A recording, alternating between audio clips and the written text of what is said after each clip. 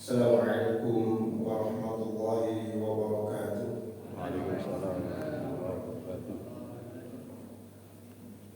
Alhamdulillah, wassalatu wassalamu ala rasulillah nabiyina Muhammadin wa ala alihi wa sahbihi wa man tabi'ahum bi ihsanin ila yaumil qiyamah.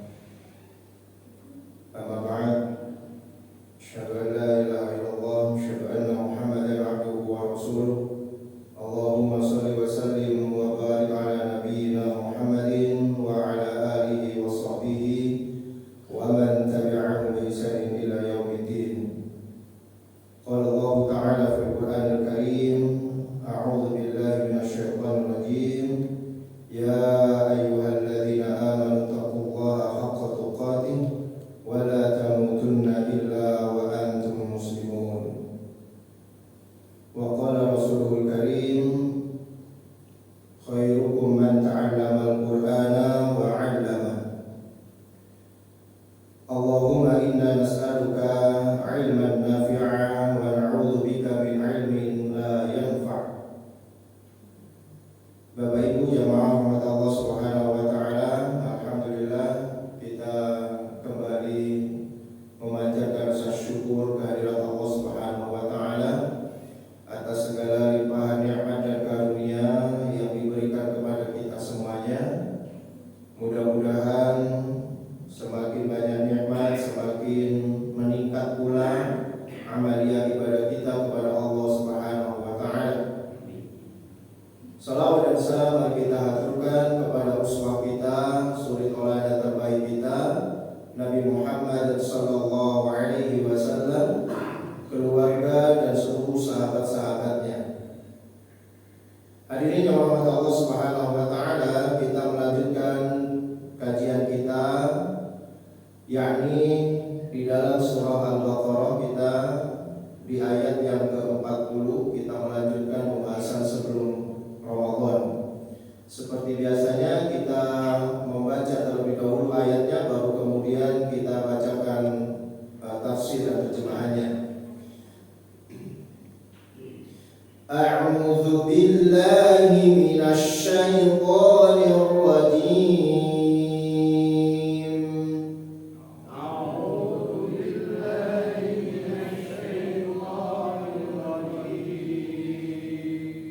Bismillahirrahmanirrahim.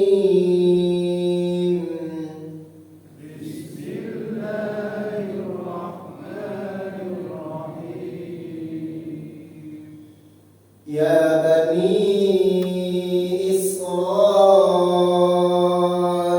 اذkuru ni'mati allati an'amtu 'alaikum.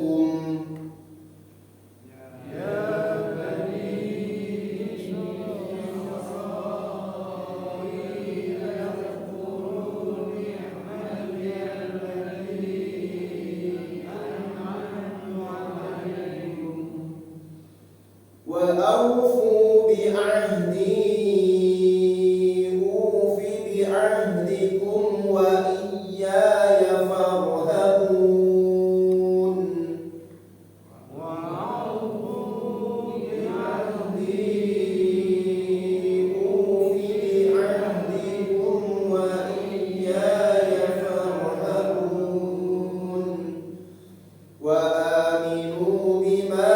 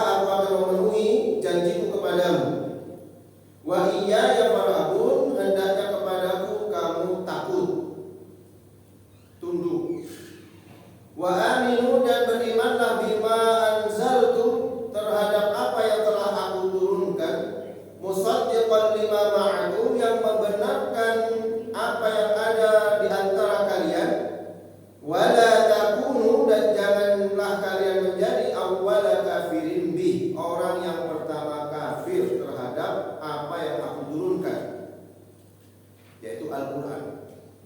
Wala tashtaru bi ayati thamanan qalila, dan janganlah kamu menukar ayat-ayatku dengan harga yang murah. Wa iyaya fattaqun, maka hendaknya kepadakulah kamu takwa, kamu bertakwa. Wala talbisul haqqo bil batil, dan janganlah kamu mencampur adukan yang hak dengan yang batil. Wa taqtumul haqqo, dan kamu menyembunyikan yang benar, kamu menyembunyikan kebenaran. Wa antum ta'lamun, sementara kamu mengetahuinya. Wa aqimus sholata, dan dirikanlah salat. Wa atuz zakata, dan tunaikanlah zakat. Warka'u ma'ar raki'in, dan rukuklah kamu sekalian beserta orang-orang yang rukuk. Nah, jemaah Allah Subhanahu wa taala, ini beberapa wasiat yang diberikan oleh Allah Subhanahu wa taala kepada Bani Israil. Siapa Bani Israil itu? Di sini disebutkan bahwasanya ya dzurriyyata Yaqub. Jadi Bani Israil itu adalah keturunan Nabi Yakub. Ya, keturunan Nabi Yakub itu disebut atau dikenal dengan nama Bani Israil, karena Nabi Yakubnya itu sendiri disebut sebagai Israil, ya, karena beliau ini dulu ya orang yang suka berpindah-pindah tempat, dan ketika berpindah tempat itu melakukannya di waktu malam.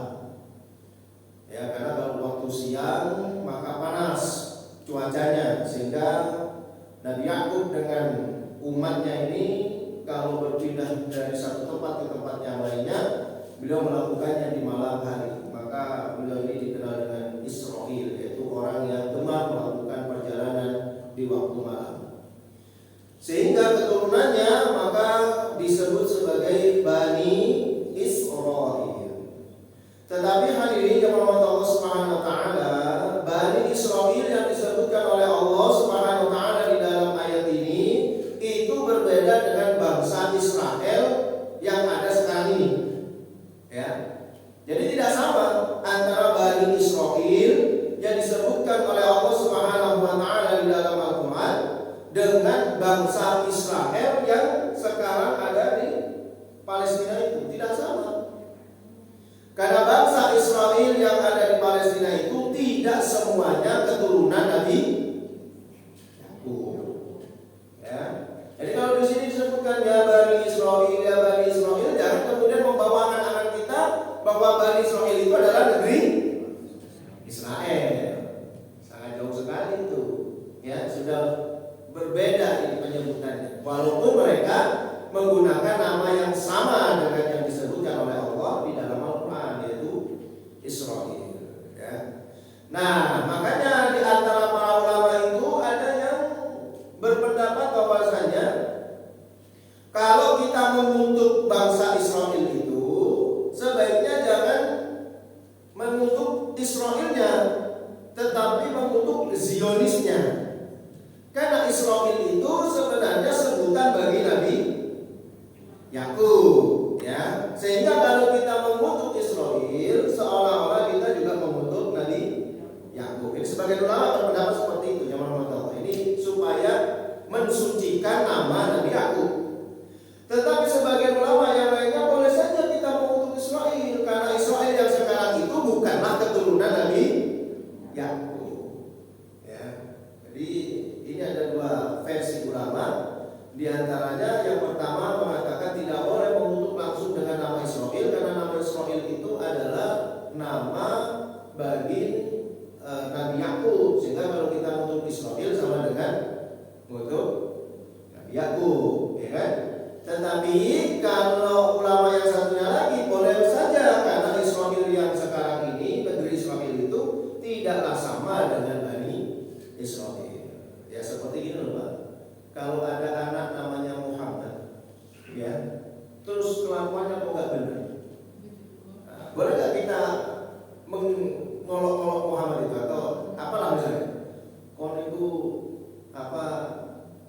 belum tambah gitu. Boleh pakai itu. Ya. Nah, kalau kita kembalikan kepada pendapat ulama tadi, ada mengatakan nggak boleh karena Nabi kalau sebutnya Muhammad itu identik dengan nama Nabi Muhammad. Tapi ulama yang lain mengatakan juga apa itu nama Muhammad itu dengan Muhammad yang diutus Allah itu beda. Ya kayak gitu. Jadi Bani Israel yang zaman dulu dengan negara Israel yang sekarang itu beda. Walaupun mungkin kelakuannya mirip-mirip, ya kan? Hampir sama dengan yang disebutkan oleh Allah. Bahwasanya mereka ini ya kaum yang sangat durhaka, kaum yang suka membuat kerusakan dan sebagainya. Baik, kita kembali lagi. Ya Bani Israil, wahai Bani Israil. Di sini disebutkan ya dzurriyyata Yaqub, wahai keturunan Yakub. Mereka ini adalah keturunan Nabi Yakub. Ada 12 suku, ya Bani Israil ada 12 suku. Uzkuru ni'ami al-katsira. Ingatlah akan nikmat-nikmatku yang banyak sekali alaikum yang diberikan kepadamu. Masya Allah, ya rahmat Allah Subhanahu wa taala. Allah sangat memuliakan Bani Israil sebenarnya. Kenapa Allah memuliakan Bani Israil? Karena mereka ini keturunan Nabi. Seorang Nabi Yakub. Yakub putranya siapa? Ishak. Ishak putranya Ibrahim, ya. Jadi Nabi Ibrahim itu punya dua anak, Ishak dengan Ismail. Ishak melahirkan Yakub, kemudian nanti ada 12 sukunya. Nah, dari Yakub inilah kemudian munculnya nabi-nabi. Jadi hampir keseluruhan nabi setelah Nabi Yakub itu adalah keturunan Bani Israil, ya. Hanya satu saja nanti penutup para nabi itu dipilihkan oleh Allah Subhanahu wa taala dari Bani Ismail, ya. Makanya ini yang kemudian menyebabkan orang-orang Bani Israil, orang-orang Yahudi dan Nasrani pada saat itu, karena memang Yahudi dan Nasrani sama, nabinya itu diutus hanya untuk kaum Bani Israil saja, ya. Mereka kemudian mengingkari keberadaan Nabi Muhammad SAW, walaupun mereka sangat merindukan tentang adanya nabi terakhir itu. Cuma mereka shock gitu loh. Biasanya nabi-nabi itu adalah dari keturunan Bani Israil. Tetapi kenapa nabi yang terakhir turun justru bukan dari keturunan Yakub, tapi keturunan Ismail. Nah, itu membuat mereka kemudian shock dan tidak mau mengimani Nabi Muhammad SAW hatta sampai hari ini, jemaah. Sampai hari ini. Ya, orang-orang Yahudi dan Nasrani sampai hari ini tidak mengakui kenabian Nabi Muhammad SAW. Ya, karena bukan keturunan Israel. Makanya nanti kitab-kitab itu dirubah-rubah oleh mereka untuk mengunggulkan keturunan Bani Israel. Maka dalam kisah-kisah itu yang disembelih oleh Nabi Ibrahim itu bukannya Ismail tetapi Ishak. Ya, menurut pandangan mereka, yang disembelih itu bukan Ismail, Ishak. Supaya apa? Supaya genaplah kemuliaan daripada keturunan Bani Israel. Dan itu cara mereka untuk menyingkirkan keturunan Ismail. Padahal mereka ini bersaudara sebenarnya. Ya, Ishak dengan Ismail ini bersaudara. Bahkan kata Allah Subhanahu wa taala, apa saja nikmat yang telah diberikan oleh Allah Subhanahu wa taala kepada Bani Israil? Banyak sekali. Di antaranya mereka itu dimuliakan di atas makhluk pada saat itu, ya. Pada saat itu di antara manusia di muka bumi ini Bani Israil yang paling diistimewakan. Dengan apa? Dengan diturunkan nabi-nabi dari keturunan mereka. Ini sangat istimewa. Ya, diturunkan nabi dari golongan mereka itu sangat istimewa. Seumpama di Jawa ini dulu ada nabi yang diutus oleh Allah Subhanahu wa taala. Luar biasa ini. Ya, mungkin disebutkan juga di dalam Al-Qur'an. Ya. Maka Bani Israil ini dimuliakan oleh Allah Subhanahu wa taala. Ini yang pertama. Yang kedua, Allah muliakan Bani Israil ini dengan datangnya Nabi Musa alaihissalam yang membebaskan mereka dari cengkraman Fir'aun pada saat itu. Sampai kemudian Fir'aun ditenggelamkan oleh Allah Subhanahu wa taala di hadapan mereka. Padahal mereka tidak memiliki kekuatan apapun selain pertolongan dari Allah Subhanahu wa taala.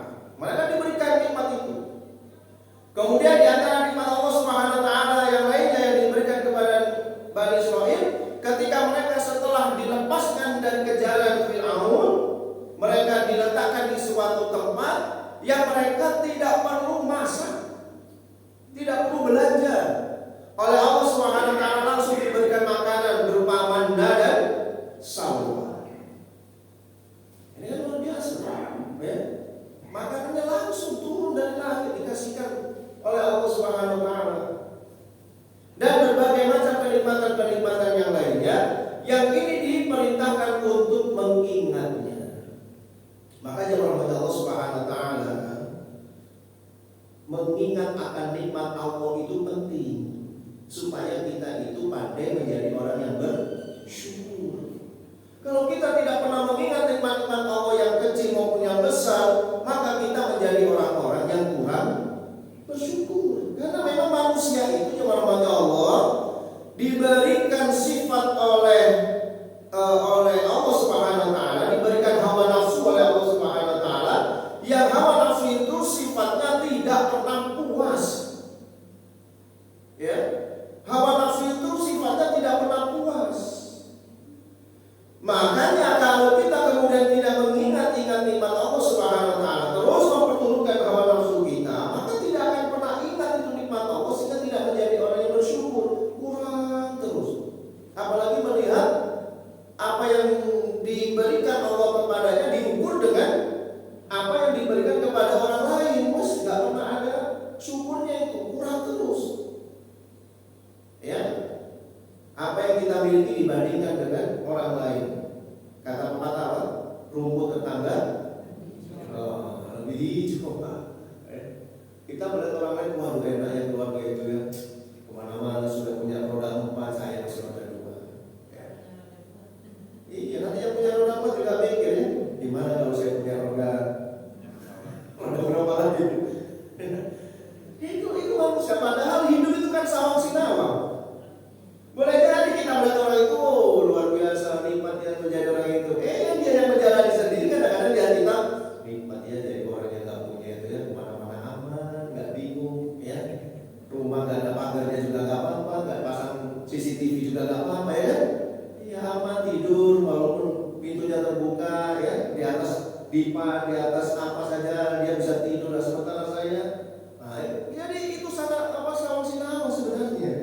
Ya, cuma kita itu makanya ini diingatkan untuk nikmat yang antu ada itu. Ingat nikmat yang telah aku berikan kepada itu, ingat supaya kita jadi orang bersyukur, supaya kita banyak syukurnya.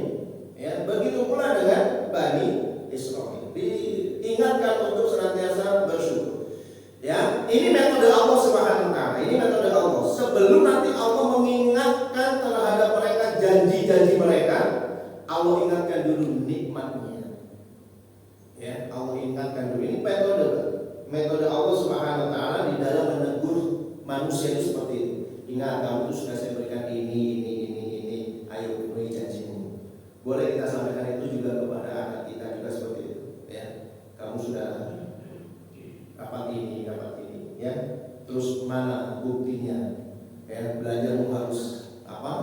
Harus yang lebih rajin. Nah, kayak gitu, Pak. Ya, sampaikan nikmatnya dulu. Ini metode Allah Subhanahu wa taala juga seperti itu. Disampaikan dulu nikmat-nikmat Allah. Baru kemudian Allah menyampaikan wa aufu bi ahdi ufi bi ahdiku. Penuhi janjiku, maka aku penuhi janjimu. Maka aku penuhi janjiku untukmu. Nah, gitu. Penuhi janjimu kepadaku, maka aku akan penuhi janjiku kepadamu. Apa janjinya? Yaitu mereka akan beriman kepada apa yang diturunkan Allah Subhanahu wa taala dan beriman kepada Nabi akhir zaman. Ya, mereka akan beriman itu Allah. Bahkan mereka sangat menunggu. Mereka sangat bangga sekali dengan akan hadirnya Nabi akhir zaman itu. Selalu diucapkan itu bahwa nanti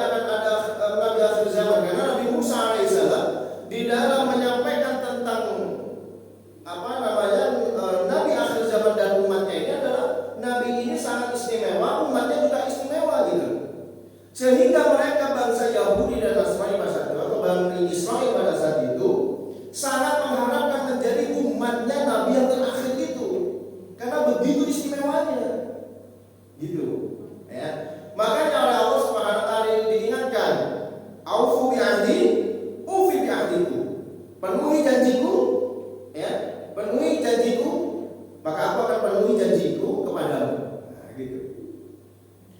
Wa iyaya farhabun, maka hendaknya kepadaku saja kamu takut. Takut apa?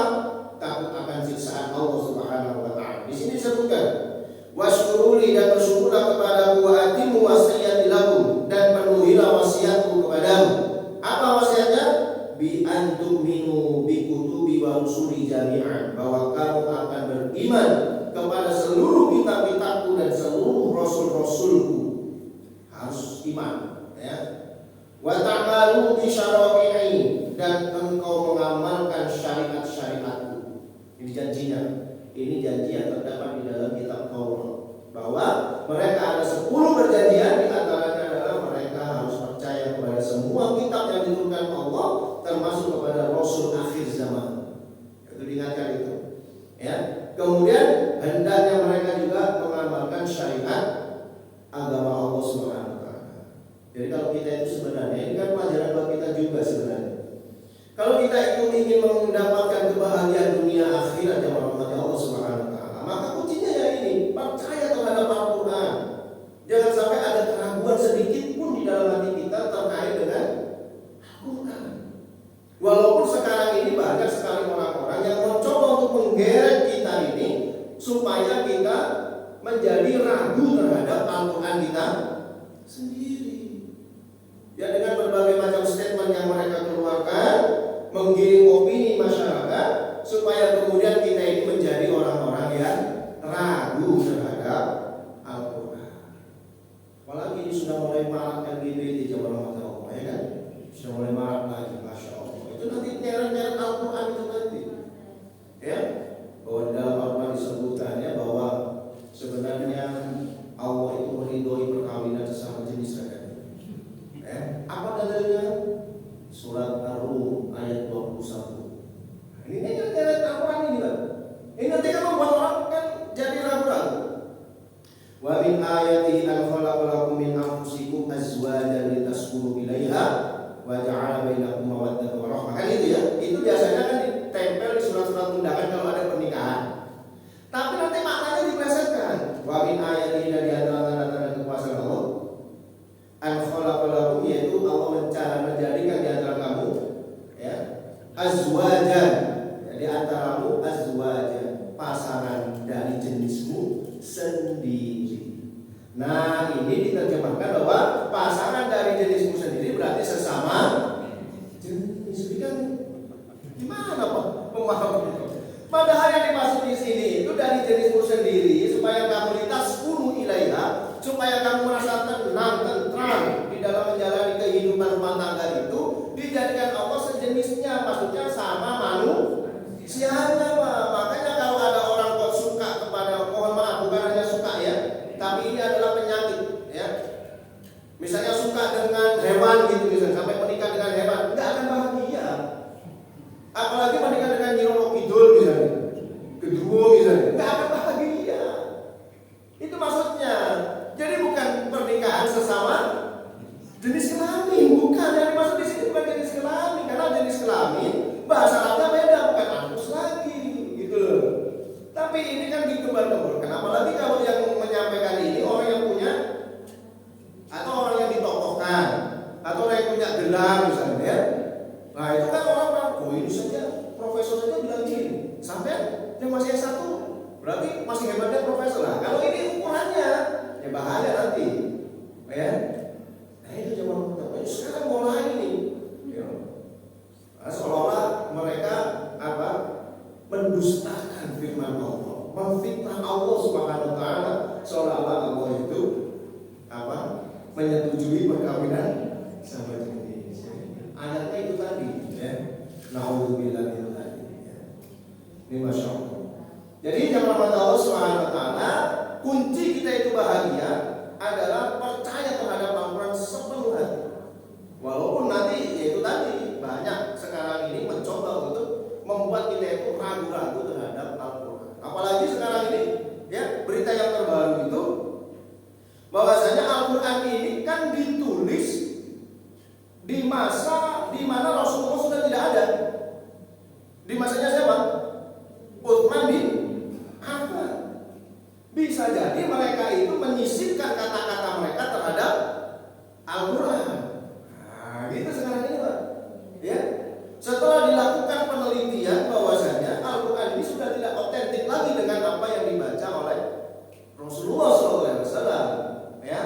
Kenapa? Karena pada saat Umar bin Khattab mengumpulkan Al-Quran itu, banyak versi Al-Quran itu yang dibakar oleh Utsman bin Affan, sehingga yang dipakai adalah apa yang disetujui oleh dia. Makanya Rasulnya itu disebut Rasul Utsmani. Nah, itu berarti jangan-jangan Al-Quran yang lainnya itu bisa jadi itu yang benar dibuang oleh Utsman. Nah, itu sudah mulai lagi kita nih dibuat ragu lagi. Ya. Masya Allah, padahal kita tahu sendiri jamaah Allah bahwa Allah itu sudah menjamin inna nahnu nazzalna dzikra wa inna lahu lahafizun. Kami yang jaga, kami yang turunkan, kami juga yang menjaga. Kalau misalnya Al-Quran ini jamaah Allah, kalau misalnya Al-Quran ini tercampur tangan dengan tulisan Utsman bin Affan, katakanlah seperti itu, sudah tidak otentik lagi, tentunya Al-Quran ini tidak akan menjadi mukjizat. Dia tetap menjadi mukjizat karena memang betul-betul firman Allah Subhanahu wa taala. Kalau dia buku biasa misalnya, menjadi buku biasa kan? Kalau tercampur dengan tulisan manusia kan bukan berarti firman Allah lagi, berarti buku biasa. Kalau buku biasa kenapa kok mudah sekali dihafalkan? Betapa banyaknya orang-orang yang dapat menghafalkan Al-Quran. Ya, jangankan Pak, jangankan yang sudah dewasa, yang pikirannya sudah matang, anak-anak itu sudah bisa menghafal Al-Quran.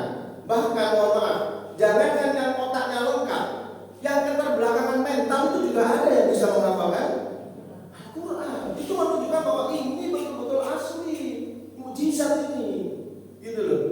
Kalau kemudian mereka mengatakan bahwa ini bisa saja mengalami perubahan di zamannya Utsman bin Affan, itu adalah dusta belaka. Bukankah kita tahu juga bahwa mohon maaf, orang-orang Syiah juga tidak suka terhadap Utsman bin Affan.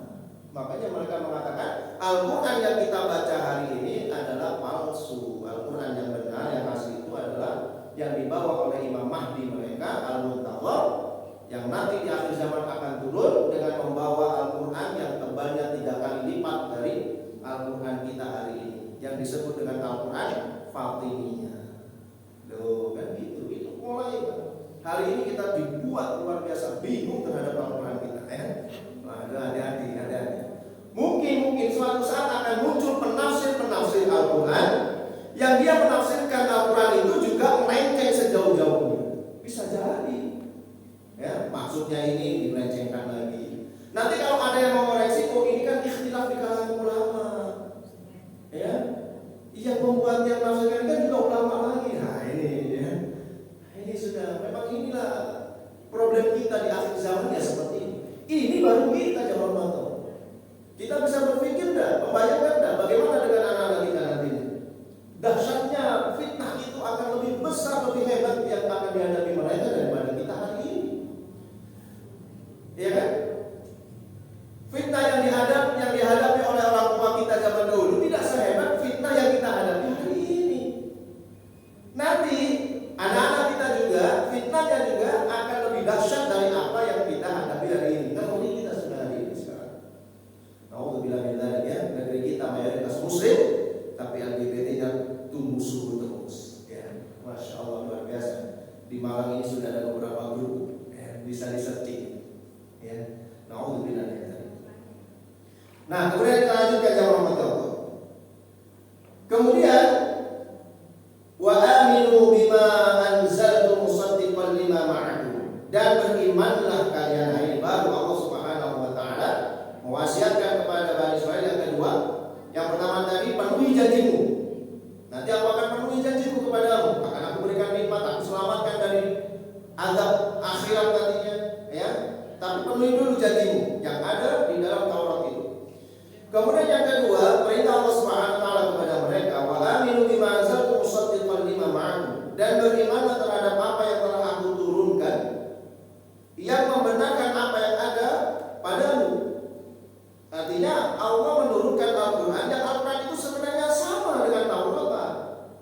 Al-Quran itu sebenarnya sama dengan Taurat, karena sama-sama turun dari Allah Subhanahu wa taala. Hanya saja nanti syariatnya yang berbeda, tetapi perintah untuk menyembah Allahnya sama, mentauhidkan kepada Allah sama, perintah untuk tidak berzina, perintah untuk tidak mencuri, tidak melakukan riba dan seterusnya sama persis dengan apa yang ada di Taurat. Hanya saja nanti syariat, beberapa syariat yang berbeda.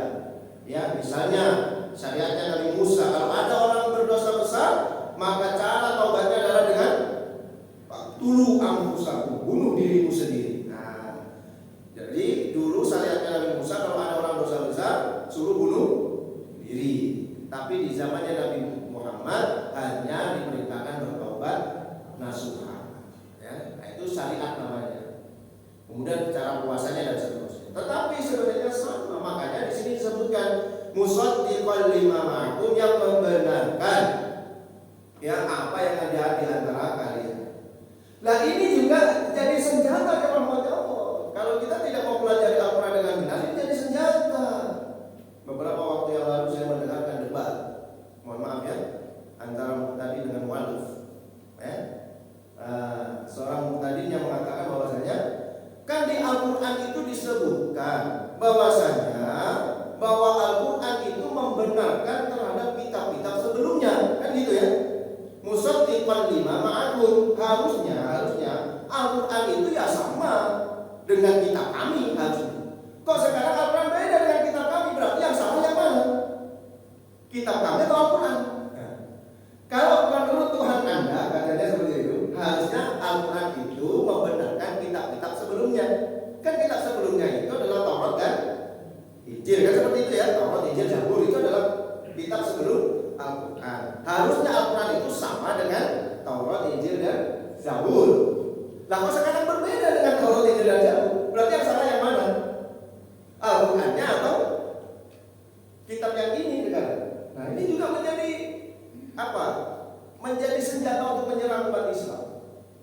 Ya kita gampang sekali ya.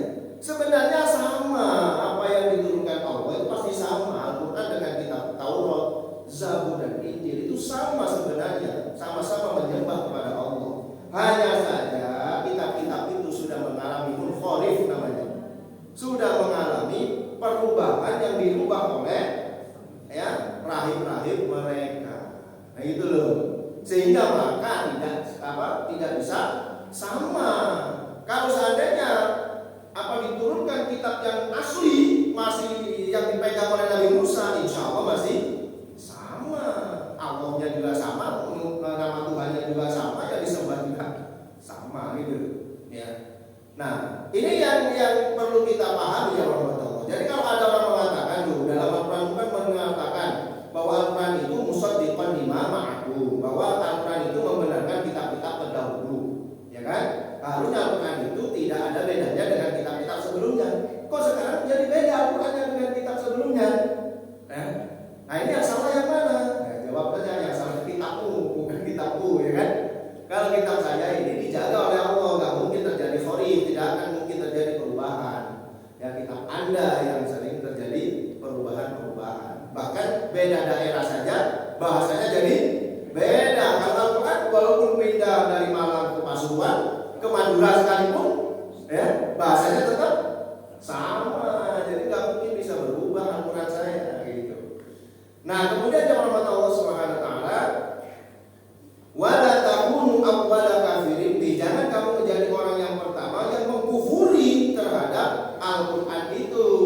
Karena kan sudah ada perjanjian bahwa kamu harus beriman kepada seluruh kitab-kitabku dan seluruh rasul-rasulku.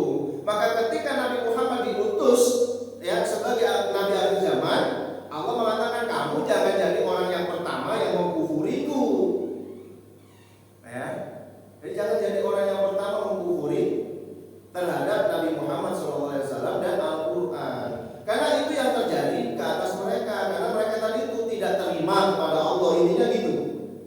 Ya, secara adat bahwa Nabi itu harus keturunan Bani Israel. Maka seharusnya Nabi terakhir itu akhir zaman itu juga keturunan Bani Israel. Loh, kok ini Allah mengutus Nabi akhir zamannya keturunan Nabi Ismail? Gak terima mereka itu.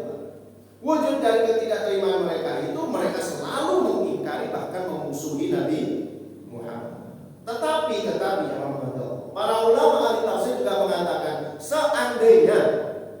seandainya Nabi akhir zaman itu pun misalnya diturunkan dari golongan Bani Israel itu, niscaya Nabi itu juga akan didustakan lagi oleh Bani Israel, gitu ya. Lalu sudah diturunkan beberapa nabi saja mereka masih mendustakan, gitu. Apalagi diturunkan lagi pasti dustakan lagi, ya. Jadi itu cuma argumentasi mereka saja, bahwasanya mereka menolak Nabi akhir zaman karena dari keturunan Nabi Ismail. Itu hanya sekedar argumentasi mereka saja, penolakan mereka saja. Kalau seandainya misalnya Allah betul-betul menurunkan itu dari Bani Israel, ya mereka enggak juga pada akhirnya nanti, gitu. Ya untungnya akan diturunkan kepada Bani Israel, ya. Akhirnya diturunkan kepada kepada keturunan Nabi Ismail yang cakupannya justru lebih luas kepada umat seluruh alam. Nah, kemudian firman Allah Subhanahu wa taala, wa aminu ya Bani Israil bil Qur'an. Nah, ini beritanya. Dan berimanlah Bani Israil, jadi musaddiqan lima ma'akum tadi itu maksudnya adalah Al-Qur'an. Allazi anzaltu ala Muhammadin nabiyyillahi wa rasulihi, yang telah aku turunkan kepada Muhammad yang merupakan nabi Allah dan utusannya. Muwafiqan lima ta'lamunahu min sahih Taurat, yang sama isinya terhadap apa yang kamu ketahui dari kebenaran Taurat. Jadi mereka tahu Pak, Taurat yang benar yang mana, yang salah itu yang mana mereka tahu, rahim-rahim mereka, ya mereka tahu. Bahkan mohon maaf, hari ini mereka sudah tidak lagi menggunakan Taurat orang Yahudi, tapi mereka menggunakan Talmud namanya kitabnya. Talmud itu adalah tafsiran daripada kitab Taurat. Ya, tafsiran orang rahim-rahim mereka yang kemudian mereka bukukan menjadi sebuah kitab namanya Talmud, ya. Wala takunu awwala fariqin min ahli kitab yakfur bihi, dan janganlah kamu menjadi orang yang golongan dari ahli kitab yang mengkufurinya. Wala tastabdalu bi ayati tsamanan qalila, dan janganlah kamu rubah-rubah ayat-ayatku hanya untuk mendapatkan harga yang murah. Hati-hati Pak, sekarang ini banyak orang menjual ayat, ya. Ayat dijual supaya dapat jabatan, supaya dapat harta yang banyak, ya. Yang tadinya haram lantar, begitu dapat jabatan, dapat duit, jadi halal. Oh, ini banyak kan ini jawab betul. Hati-hati kita ini, ya. Nah, jadi ini sudah disebutkan oleh Allah, ya, sudah disebutkan, sudah dipanti-panti sama Allah. Nanti akan ada orang-orang model kayak gini itu masih ada. Ya, ini sebagai contoh Bani Israel. Tapi umatnya Nabi Muhammad tadi juga ada yang melakukan menjual ayat-ayat Allah supaya mendapat harga yang murah. Harga yang murah itu bukan dihargai dengan 10.000, 20.000, bukan. Ya, walaupun diberikan seluruh isi dunia ini di hadapan Allah tetap murah itu. Kenapa? Wal akhiratu khairul laka minal ula. Akhirat itu lebih mulia, lebih bagus, ya kan, daripada dunia. Bahkan Rasulullah mengatakan dunia itu tidak lain seperti seperti saya nyamuk saja sebenarnya, ya, rendah sekali gitu. Jadi walaupun kita diberikan kekuasaan, misalnya kekuasaan kita itu meliputi seluruh dunia, dengan menjual ayat Allah, tetap itu di hadapan Allah sebagai thamanan qalila. Apalagi hanya dapat Avanza, apalagi hanya dapat Innova, ya. Dunia dengan seisinya saja itu masih dipandang rendah oleh Allah Subhanahu wa taala, ya. Nauzubillah min dzalik, ya. Banyak ini. Di sini disebutkan di ayat thamanan qalila min hutamid dunya az-zail, dari barang-barang yang tidak berharga di dunia ini, az-zail yang fana. Jadi apapun yang kita miliki di dunia ini sebenarnya fana saja, ya kan? Makanya itu disebutkan sehebat apapun isi dunia ini, tetap akhirat itu lebih baik daripada dunia. Kenapa? Karena akhirat itu kekal, kenikmatannya kekal sebenar-benarnya. Kalau di dunia itu fana, ya, itu fana. Wa iyaya, dan hanya kepadaku saja, wa iyaya wahdi, dan hanya kepadaku saja, fa'malu bi ta'ati wa truku maksiati. Hendaknya kamu melakukan ketaatan dan meninggalkan kemaksiatan.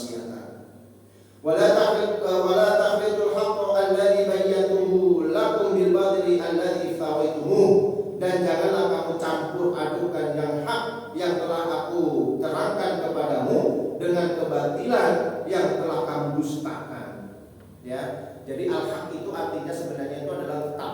Dalam secara bahasa, al-haq artinya tetap, batil artinya hilang. Ya, maka hak itu akan tetap ada. Ya, akan tetap ada, Pak. Walaupun batil itu kadang-kadang muncul, tapi akan lama-lama akan menghilang. Maka salah satu asma Allah itu adalah al-haq. Maka Allah itu akan tetap selama-lamanya. Ya, jadi jangan pernah ragu, jangan pernah di dalam hati kita ini ada keraguan untuk memperjuangkan kebenaran, bahwa kebenaran itu akan tetap ada. Ya, walaupun mungkin hari ini batilan banyak, tapi insya Allah lama-lama akan lenyap dengan sendirinya. Nanti kebenaran yang akan tetap berada, ya, karena al-haq itu artinya kebenaran. Jadi ini jamaah Allah Subhanahu wa taala yang bisa kita pelajari ya di malam hari ini terkait dengan firman Allah Subhanahu wa taala dari ayat 40 sampai ayat 42. Mudah-mudahan kita bisa mengambil banyak pelajaran dari ayat-ayat ini dan mudah-mudahan kita senantiasa diberikan nikmat oleh Allah Subhanahu wa taala, dijadikan sebagai orang-orang yang mencintai Al-Qur'an. Amin ya rabbal alamin. Wal afawikum subhanakallahumma wa bihamdika asyhadu an la ilaha illa anta astaghfiruka wa atubu ilaik.